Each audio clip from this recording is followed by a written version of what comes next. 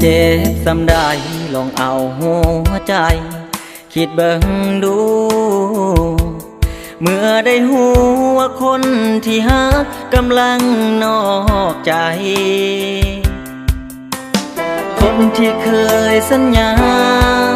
จะฮักกันจนวันสุดท้ายจนฮอดเมื่อตายใส่เจ้าสิบ่เปลี่ยนพัน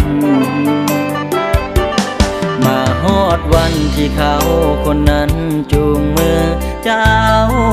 ไปน้ำตาไหลในวันสุดท้ายที่เฮาได้ห่วมฝันอกหักมันบ่ถึงตายเจ้าปลอบใจก่อนไปจากกันเจ้าสิความฝันเธอกันกับหัวใจอายถึงมันเจ็บบ่ถึงกับตายแต่จังใดใจอายก็เจ็บเขียนไว้ในวงเล็บว่าเจ็บเด้ใจ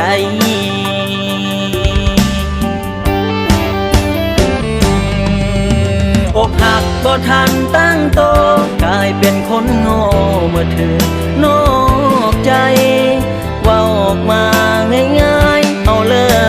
กกันซะเจ้าพบทางใหม่ที่ดีผู้ชายคนนี้เลยบ่มีค่าสิหักสิคำสัญญาเป็นคือกับว่าไอ้บ่มีหัวใจ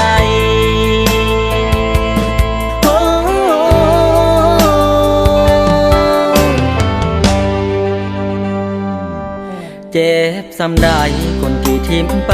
คงบ่หับหู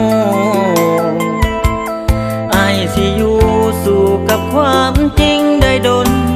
ปานใดยันไอ้ขาดใจตายก่อนย้อนทนผิดหักบ่ได้เอาอย่างเหตุใจคือทิมไอ้ไปได้นอน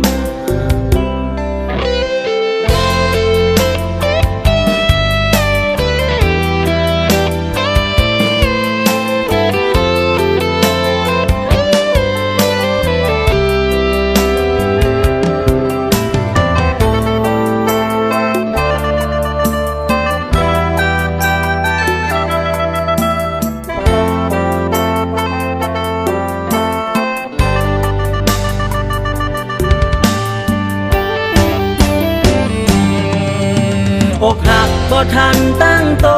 กลายเป็นคนโง่เมื่อเธอนอกใจว่าออกมาง่ายๆเอาเลิ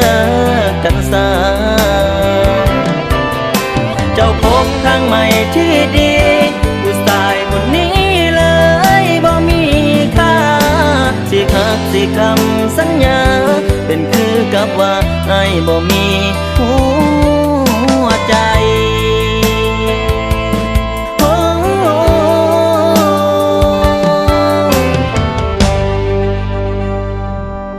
เจ็บสำได้คนที่ทิ้มไป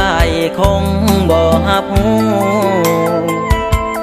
ไอ้สิอยู่สู่กับความจริงได้ดนปานใดยันไอ้ขาดใจตายก่อนย้อนทนผิดหักบ่ได้เอาอย่างเหตุใจคือทิมอ้ายไปได้นอนเอาอย่างเหตุใจคือทิมอายไปได้นอ